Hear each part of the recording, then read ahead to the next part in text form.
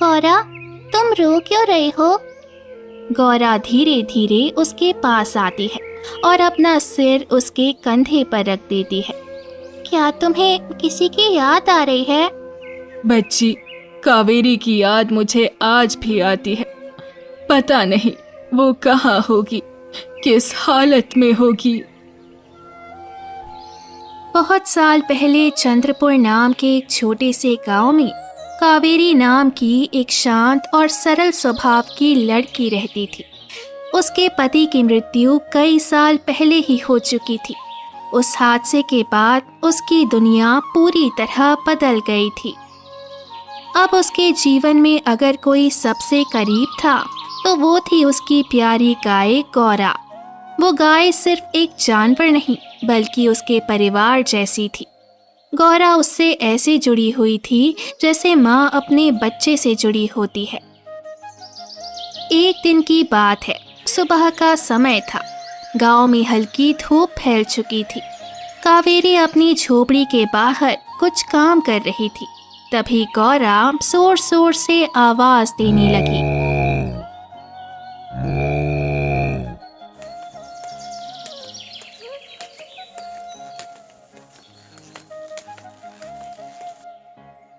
अरे गौरा, शांत हो जा, मैं अभी तेरे लिए चारा लेकर आती हूँ। कावेरी प्यार से उसकी गर्दन सहलाती है। गौरा भी अपना सिर उसके कंधे पर रख देती है।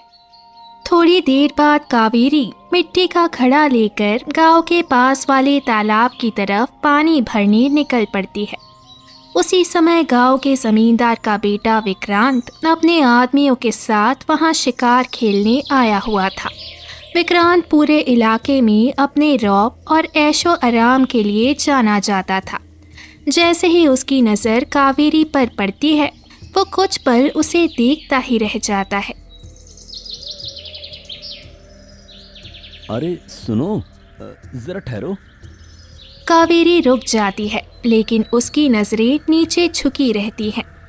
मैंने इस गांव में बहुत चेहरे देखे हैं, लेकिन तुम्हारे जैसी सादगी पहली बार देख रहा हूँ। तुम कौन हो? मैं एक साधारण गांव की लड़की हूँ मालिक, पानी भरने आई थी। आप मुझे जाने दीजिए। इतनी जल्दी भी क्या है? तुम्हारी आंखों में बड़ा अजीब सा सुकून है। ऐसा लगता है जैसे बरसों से कोई दर्द छुपा कर बैठी हो। कुछ दर्द ऐसे होते हैं मालिक, जिन्हें शब्दों में नहीं बताया जा सकता। कावेरी ये कहकर घड़ा उठाने लगती है। तुम्हारे घर में कौन कौन है? अब मेरा अपना कोई नहीं है, बस मेरी गौरा ही मेरा सहारा है। इतनी कम उम्र में अकेले जिंदगी काटना आसान नहीं होता। कभी खुद के बारे में भी सोच लिया करो। मेरी किस्मत में जो लिखा था मैं उसे स्वीकार कर चुकी हूँ। कावेरी वहाँ से तेज कदमों से चली जाती है, लेकिन विक्रांत की नजरें देर तक उसका पीछा करती रहती है। उस दिन के बाद विक्रांत रोज किसी ना किसी बहाने तालाब के पास आने लगा। कभी वो कावेरी के लिए फल लाता, कभी उसकी मदद करने की कोशिश करता। धीरे धीरे कावेरी का मन भी बदलने लगा। बरसों बाद किसी ने उसकी तन्हाई को समझने की कोशिश की थी। मैं तुमसे सच कहता हूँ, मुझे तुम्हारी चिंता होने लगी है। मैं तुम्हें इस अकेलेपन में और नहीं देख सकता। मालिक, बड़े लोगों की बातें हम जैसे गरीब लोग समझ नहीं पाते। मुझे डर लगता है। डरने की जरूरत नहीं है। मैं तुम्हारा साथ कभी नहीं छोड़ूंगा। बहुत जल्द पूरे गांव के सामने तुम्हें अपनी पत्नी बनाऊंगा। कावेरी उसकी बातें सुनकर चुप हो जाती है। उसके मन में पहली बार किसी नए जीवन की उम्मीद जागने लगी थी। कुछ दिनों में कावेरी का स्वभाव पूरी तरह बदलने लगा। वो अब पहले से ज्यादा खुश रहने लगी थी। अपनी गौरा के साथ बैठकर घंटों मुस्कुराती रहती। गांव की औरतें भी उसकी खुशी देखकर बातें करने लगी। एक शाम कावेरी अपनी गौरा के पास बैठी थी। वो उसके गले लगकर धीरे धीरे रोने लगती है। तुझे पता है ना गौरा, शायद मेरी जिंदगी फिर से बदलने वाली है। इतने साल बाद मुझे लगता है कि भगवान ने मेरे लिए भी कुछ अच्छा सोचा है। गौरा प्यार से उसका चेहरा चाटने लगती है, जैसे वो उसकी हर बात समझ रही हो। उधर दूसरी तरफ विक्रांत अपने खास आदमी के साथ बैठा हुआ था। उसके चेहरे पर चिंता साफ दिखाई दे रही थी। मुझे समझ नहीं आ रहा क्या करूं। कावेरी अब सच में मुझसे शादी की उम्मीद लगाने लगी है। मालिक, आपने ही तो उसे भरोसा दिया था। मैंने उस समय जो कहा, बस उसे शांत करने के लिए कहा था। अगर गांव वालों को पता चल गया तो बहुत बड़ा तमाशा हो जाएगा। विक्रांत बेचैन बैठा रहा। उसे बार बार यही डर सता रहा था कि अगर गांव वालों को उसके और कावेरी के रिश्ते के बारे में पता चल गया तो उसकी इज्जत मिट्टी में मिल जाएगी। मालिक, अब एक ही रास्ता बचा है। कैसा रास्ता? जल्दी बताओ। जिससे परेशानी शुरू हुई है उसी को हमेशा के लिए खत्म कर दीजिए। तुम पागल हो गए हो क्या? मैं उसे अपने हाथों से नहीं था। आपको कुछ करने की जरूरत ही नहीं पड़ेगी। गांव के बाहर जो पुरानी झील है ना, वहां की सीढ़ियां बहुत फिसलन भरी है। अगर कोई वहां पैर खोदे तो सीधा गहरे पानी में चला जाता है। लेकिन अगर वो बच गई तो? नहीं बचेगी मालिक। मैं आज रात वहां तेल फैलवा दूंगा। सुबह आप उसे प्यार से वहां घुमाने ले जाइए। बाकी काम किस्मत कर देगी। कुछ पल तक विक्रांत चुप बैठा रहता है। फिर उसने फैसला कर लिया। ठीक है, कल सुबह सब खत्म हो जाएगा। अगली सुबह हल्की ठंडी हवा चल रही थी। आसमान में बादल छाए हुए थे। कावेरी अपनी गौरा को चारा खिलाकर लौट रही थी। तभी विक्रांत उसके घर पहुंच जाता है। कावेरी, आज मैं तुम्हें एक खास जगह दिखाना चाहता हूँ। कावेरी हल्का सा मुस्कुराती है। इतनी सुबह? क्या बात है? तुम हमेशा इस गांव और दुखों में घिरी रहती हो। आज तुम्हें कुछ अच्छा दिखाना चाहता हूँ। चलो मेरे साथ। कावेरी बिना कुछ सोचे उसके साथ चल पड़ती है। रास्ते भर वो भविष्य के सपने देखती रहती है। कुछ देर बाद दोनों गांव से दूर एक पुरानी झील के पास पहुंचते हैं। झील का पानी गहरा था। उसके आसपास बड़े बड़े पत्थर और टूटी सीढ़ियां बनी हुई थी। ये जगह तो बहुत सुनसान है, लेकिन खूबसूरत भी तो है। मैं सोच रहा था शादी के बाद हम अक्सर यहाँ आया करेंगे। कावेरी ये सुनकर शर्मा जाती है। उधर झील की सीढ़ियों के पास पहले से ही तेल फैला हुआ था। पानी के ऊपर हल्की चमक दिखाई दे रही थी। विक्रांत धीरे धीरे कावेरी को उसी तरफ ले जाने लगता है। जरा आगे आकर देखो, पानी में आसमान कितना सुंदर दिखाई दे रहा है। नहीं, मुझे डर लग रहा है। यहाँ बहुत फिसलन है। अरे मैं हूं ना, तुम्हें कुछ नहीं होगा। कावेरी जैसे ही आगे बढ़ती है उसका पैर तेल पर पड़ जाता है। उसका संतुलन बिगड़ जाता है। कावेरी मदद के लिए हाथ पैर मारने लगती है। उसका सिर पत्थर से टकरा जाता है। अब बचाओ! लेकिन विक्रांत दूर खड़ा सब देखता रहता है। कुछ ही पल बाद कावेरी पानी के अंदर डूब जाती है। खत्म हो गया सब। अब कोई परेशानी नहीं बचेगी। विक्रांत वहां से जल्दी जल्दी चला जाता है। उसे पूरा यकीन था कि कावेरी अब कभी वापस नहीं आएगी। लेकिन उसी झील के अंदर एक सुनहरी रोशनी चमकने लगती है। वो एक जादुई सुनहरी मछली थी। जैसे ही उसने कावेरी को डूबते देखा, वो तेजी से उसकी तरफ तैर कर आती है।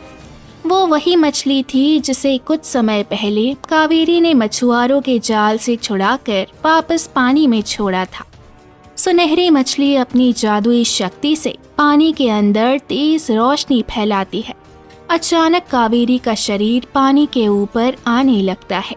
मछली अपनी पूंछ से पानी में गोल लहरें बनाती है और कावेरी को किनारे तक पहुंचा देती है। लेकिन कावेरी बुरी तरह घायल हो चुकी थी और वो बेहोश पड़ी थी। उसी समय वहां से एक बूढ़ा आदमी गुजर रहा था। वो जंगल के किनारे अकेला रहता था।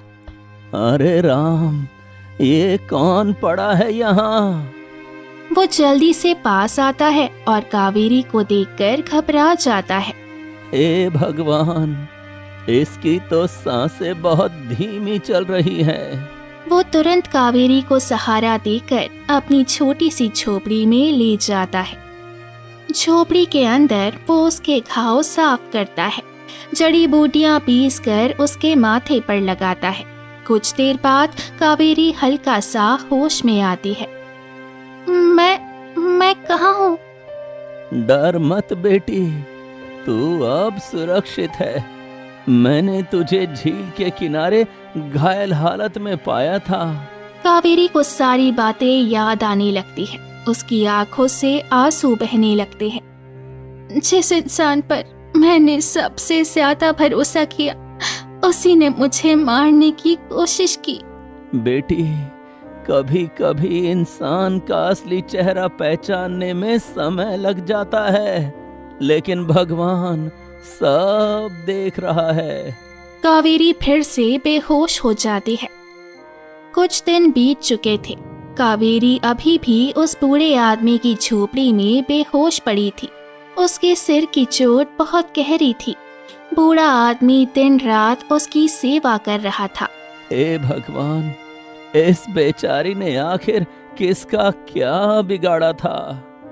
उधर गांव में कावेरी के अचानक गायब हो जाने से हलचल मच गई थी, लेकिन सबसे ज्यादा बेचैन थी उसकी प्यारी गौरा। वो हर सुबह झोपड़ी के बाहर खड़ी होकर जोर जोर से रंभाती, जैसे कावेरी को पुकार रही हो। कई दिन बीत गए, लेकिन कावेरी वापस नहीं लौटी। धीरे धीरे गौरा ने खाना पीना तक कम कर दिया। उसकी आंखों में बेचैनी साफ दिखाई देने लगी थी। एक सुबह अचानक गौरा गांव से निकलकर जंगल की तरफ बढ़ने लगी, जैसे उसे किसी अनजानी आहट ने बुलाया हो। घने जंगल के बीच गौरा इधर उधर भटकती रही। कभी वो जमीन को सूंघती, कभी दूर तक देखती, जैसे कावेरी की खुशबू तलाश कर रही हो। तभी अचानक उसे किसी बच्चे के रोने की आवाज सुनाई देती है। गौरा तुरंत आवाज की दिशा में दौड़ पड़ती है। कुछ दूर एक पुराने पेड़ के नीचे कपड़े में लिपटी एक नन्ही बच्ची रो रही थी। उसके आसपास कोई नहीं था। गौरा धीरे धीरे बच्ची के पास जाती है। वो अपने मुंह से प्यार से बच्ची को छूती है। अचानक बच्ची रोना बंद कर देती है। गौरा उसकी रखवाली करते हुए उसके पास बैठ जाती है। कोई जंगली जानवर आसपास आता तो वो जोर से रंभाने लगती। पूरा दिन बीत गया, लेकिन बच्ची को लेने कोई नहीं आया। बच्चे, शायद तुम मेरे लिए ही आए हो। आज से मैं तुम्हारी रक्षा करूंगी।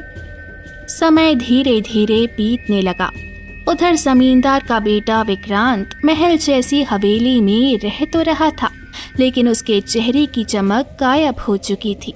जिस दिन से उसने कावेरी को झील में धक्का दिया था, उस दिन के बाद से उसे रातों में नींद आनी बंद हो गई थी। उसे हर रात पानी में डूबती हुई कावेरी दिखाई देती। धीरे धीरे विक्रांत की हालत बिगड़ने लगी। उसका शरीर कमजोर पड़ता जा रहा था। ना उसे भूख लगती, ना चैन मिलता। जमींदार अपने बेटे की हालत देखकर परेशान हो गया। मेरे बेटे को आखिर हुआ क्या है? इतने बड़े बड़े वैद्य बुलाए, लेकिन कोई इसे ठीक क्यों नहीं कर पा रहा? एक के बाद एक वैद्य हवेली में आने लगे। कोई जड़ी बूटियां देता, कोई काढ़ा पिलाता, कोई पूजा पाठ करवाता, लेकिन विक्रांत की बीमारी दिन ब दिन बढ़ती ही चली गई। एक रात अचानक हवेली के बाहर तेज आंधी चलने लगी। उसी समय वहां एक साधु पहुंचे। उनकी लंबी सफेद दाढ़ी और चमकती आंखें देखकर सब डर गए। इस युवक की बीमारी शरीर की नहीं, उसके कर्मों की है। ये सुनते ही हवेली में सन्नाटा छा जाता है। महाराज, आप क्या कहना चाहते हैं? इसने किसी निर्दोष इंसान के साथ बहुत बड़ा अन्याय किया है। जब तक ये अपने पाप को स्वीकार नहीं करेगा और उस इंसान से क्षमा नहीं मांगेगा, तब तक इसका कष्ट खत्म नहीं होगा। विक्रांत घबरा कर उठ बैठता है। उसके चेहरे पर डर साफ दिखाई देने लगता है। नहीं, नहीं, सच से भागने की कोशिश मत करो। जिसे तुम मृत समझ बैठे हो, वो अभी जीवित है। ये सुनते ही विक्रांत के पैरों तले जमीन खिसक जाती है। क्या क्या क्या कावेरी जिंदा है? हाँ, भगवान ने उसे बचा लिया ताकि एक दिन तुम्हें अपने कर्मों का पश्चाताप हो सके। विक्रांत की आंखों से आंसू निकलने लगते हैं। उसे पहली बार एहसास होता है कि उसने कितनी बड़ी गलती की थी। मैंने लालच और डर में आकर बहुत बड़ा पाप किया। अगर कावेरी सच में जिंदा है तो मैं उसे ढूंढकर उससे माफी मांगूंगा, चाहे मुझे पूरा जंगल क्यों न छानना पड़े। उधर जंगल में गाय के साथ छोटी बच्ची अब थोड़ी बड़ी हो चुकी थी। वो हर समय गौरा के साथ खेलती रहती थी, लेकिन गौरा बहुत उदास थी। वो बार बार आसमान की तरफ देखकर रंभा रही थी। गौरा, तुम रो क्यों रही हो? गौरा धीरे धीरे उसके पास आती है और अपना सिर उसके कंधे पर रख देती है। क्या तुम्हें किसी की याद आ रही है? बच्ची, कावेरी की याद मुझे आज भी आती है। पता नहीं वो कहाँ होगी, किस हालत में होगी। गौरा की आंखों से आंसू निकल आते हैं। गौरा, हमें तुम्हारी मालकिन को ढूंढना ही होगा। मैं ढूंढूंगी, चिंता मत करो। गौरी और बच्ची निकल पड़ते हैं। कुछ दूर गए ही थे कि तभी ऊपर पेड़ पर बैठा एक रंग बिरंगा पक्षी उनकी बातें सुन लेता है। अगर तुम उस सोई हुई लड़की को ढूंढ रही हो तो शायद मैं तुम्हारी मदद कर सकता हूँ। बच्ची चौंक जाती है। कौन सी लड़की? वही जो कई सालों से बेहोश है और बेहोशी में किसी गौरी का नाम लेती है। तुम्हें पता है वो कहाँ है? कहाँ है वो? हमें बताओ। जंगल के उस पार एक बूढ़े आदमी की झोपड़ी में। ये सुनते ही गौरा जोर से रंभाने लगती है। पक्षी उड़ते हुए आगे बढ़ता है और गौरा व बच्ची उसके पीछे पीछे चल पड़ते हैं। काफी देर बाद वे उसी झोपड़ी के सामने पहुंचते हैं। बूढ़ा आदमी बाहर लकड़ियां काट रहा था। जैसे ही उसकी नजर गौरा पर पड़ती है, वो हैरानी से खड़ा रह जाता है। गौरा तुरंत उसकी तरफ बढ़ती है। तो तुम ही गौरा हो? वो लड़की बेहोशी में बार बार तुम्हारा ही नाम लेती थी। मुझे लगता था एक दिन तुम जरूर यहाँ आओगी। गौरा बेचैनी में झोपड़ी के अंदर भागती है। अंदर कावेरी अब भी बेहोश पड़ी थी। जैसे ही उसके कानों में गौरा की आवाज पड़ती है, उसकी उंगलियां हल्की सी हिलने लगती हैं। कावेरी की आंखें खुल जाती है। वो घबरा कर उठ बैठती है। गौरा, कहाँ हो? गौरा तुरंत उसके पास आकर अपना सिर उसके सीने से लगा देती है। कावेरी की आंखों से आंसू बहने लगते हैं। तू सच में आ गई? बूढ़ा आदमी मुस्कुराने लगता है। लगता है तेरी जिंदगी को वापस लाने वाली दवा कोई जड़ी बूटी नहीं, बल्कि इस गाय का प्यार था। कुछ दिनों में कावेरी पूरी तरह ठीक हो जाती है। फिर एक दिन वे सब गांव लौटने का फैसला करते हैं, लेकिन गांव के रास्ते में अचानक विक्रांत उनके सामने आ जाता है उसे देखते ही कावेरी का चेहरा गुस्से से भर उठता है। तुम क्या कर रहे हो? मेरे सामने से चले जाओ। गौरा भी गुस्से में जोर जोर से रंभाने लगती है। विक्रांत तुरंत उनके सामने घुटनों पर बैठ जाता है।